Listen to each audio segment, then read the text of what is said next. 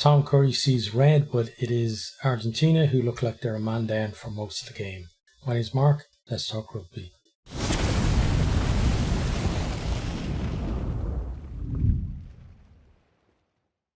This was a terrible game, so if you're going to catch up on the action, I would recommend checking out the truncated highlights.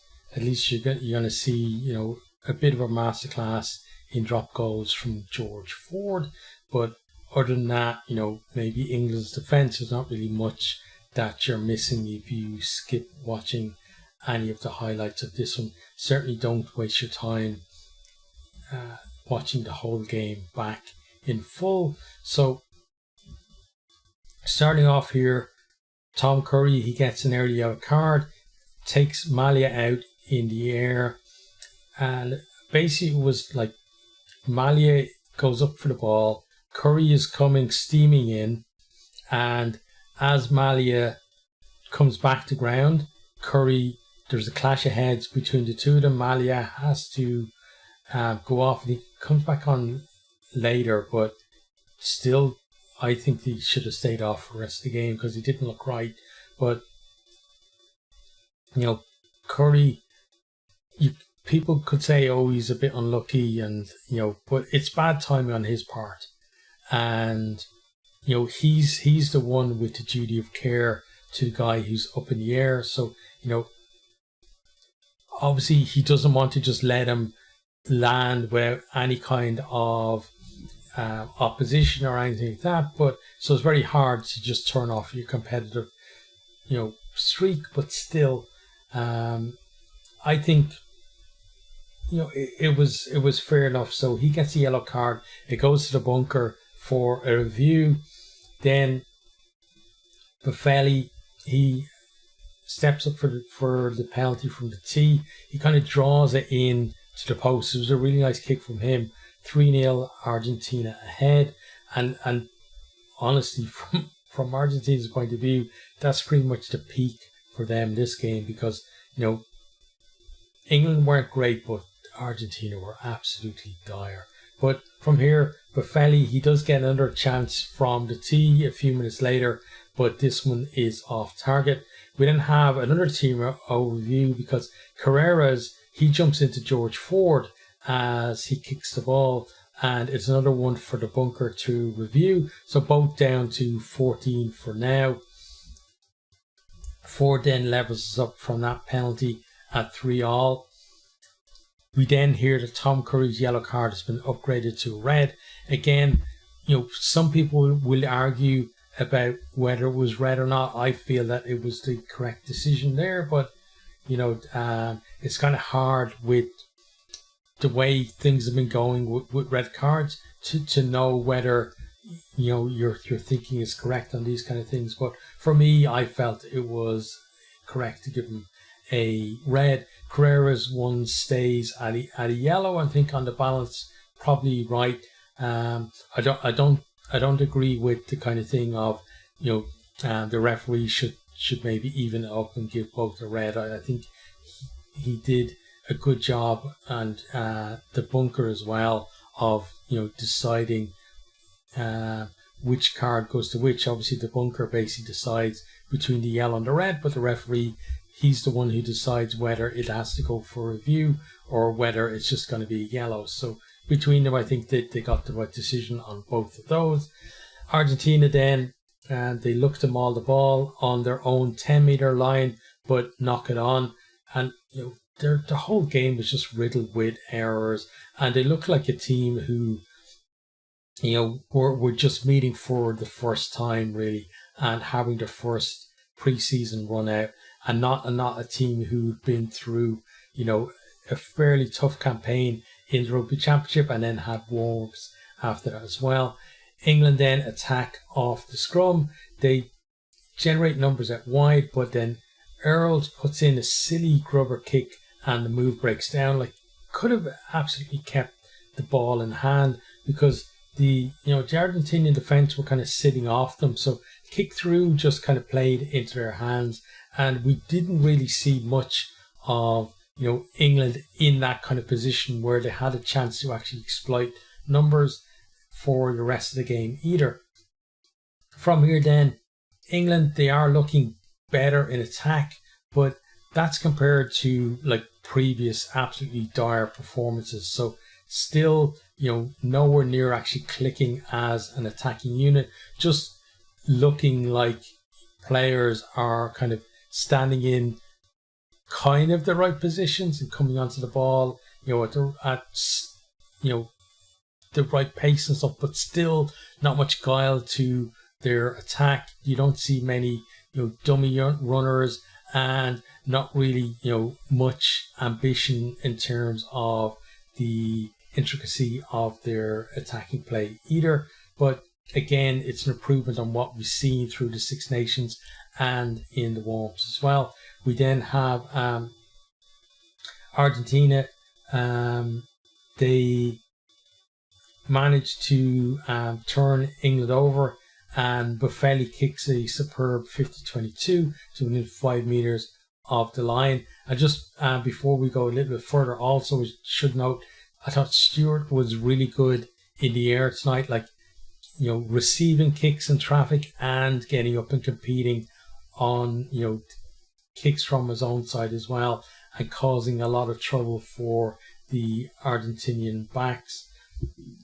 But from the 5 minute line out, then we've got a water break that, kind of meant that took a little bit of the momentum away from Argentina. But when we resume, they do claim the line out. They're pounding away at the line, but then Gaggio knocks on, just short of the line, but they did have penalty advantage. So Argentina, they decide that they're gonna go for a tap penalty. They've got like a wall of 3 players screening as well. It looks like at least they've got some kind of variation to this, and they've have something planned. But wherever they had planned could not have been what they actually produced, because it looked like they tapped the ball, it went behind the screen, and then like 2 players just kind of ran into each other, and Laws then gets over the ball and wins a penalty for England because they got nobody in there to clear out. So that was absolutely not what they had planned. It would have been nice to see what they did have planned, and it looked like it was going to be something interesting, but what they produced was not. Game though is very scrappy. There's errors from both sides. England certainly the better defense of the two, being more aggressive and getting in there at the breakdown. Then have Tulagi. He makes some ground for England, but they can't really exploit it. They get driven back, but then Ford drops into the pocket and strokes over a drop goal for 6-3. Gaggio then gets pinged for holding on, as England, he was holding an England player in the ruck. He wasn't holding on. He was holding an England player in the ruck, and it looked like Argentina were actually making some ground to get into some good position. Daly then goes for a long range penalty from his own half, but it's never on target. Argentina then mess up their clearance, and it feels like at this stage that the team who can cut out the errors and make less mistakes is going to win the game. It's not going to be quality play really from either team that's actually going to decide this. England, again, they're driven back on attack, but Ford once more pops over a drop goal from round about halfway. It's 9-3. They then look to spread the ball wide from an Argentina knock-on, but the actually just isn't there. But at least they're showing a little bit of ambition. Immediately the ball was turned over, they looked to get it wide as quickly as they could. But then, like, running lines weren't all that good. Like, some players were ahead of the ball, other players like passing behind the receiver, that kind of thing. But then Argentina finally offers something in attack, and it was a very rare moment in this game. But there's aggressive defense from England, drives them back. Carreras decides he's going to go for the drop goal, but he is off target. England then win the penalty as Matera takes Stewart out in the air. it's just the penalty. There are, like, you know, kind of predictably some booing from the crowd, because I've been there myself. Like, when you've suffered a red card, you're very critical of any decision that the referee is making, even when you're trying to be more neutral on stuff like that. You still think, it's almost like a hope that maybe they're going to get a red card and even things up, but it is just a penalty. So from here then, currently feels like it's a game between two teams who are trying to beat themselves. England, though, they get into position again. Ford pops over another drop goal, this time from close range. Argentina just don't seem to be wide to what's going on. They've got no kind of defence. Nobody's rushing up to try and charge down the drop goal attempts, and they're all very simple for Ford because he's under no pressure at all. And a player with his skills, it's fairly easy for him to put it over. It's 12-3. That is then our halftime score. England have been, I think, poor other than their defence and then, getting the drop goals and stuff, but they've still been much the better of the two teams. Argentina feel like they need to step it up in the second half, because if England click at any stage at all, and get a try, the game is going to be gone, because Argentina are just offering zero at all, like in defence and on attack as well. And like set piece is poor too. Argentina, they look so lost for most of the first half, while England, they're a team as well with plenty of recent experience of playing with 14, and they've really adapted well to that. And despite the fact that their play was very dire throughout, they still get credit for that. I think they handled the red card really well, and it's kind of a model of how to win with 14 when you're up against it. Argentina start the second half looking to up the pace a bit, but then another error sees the move break down. But it was a positive at least. But I thought, maybe they're going to produce something this half. Just didn't materialize.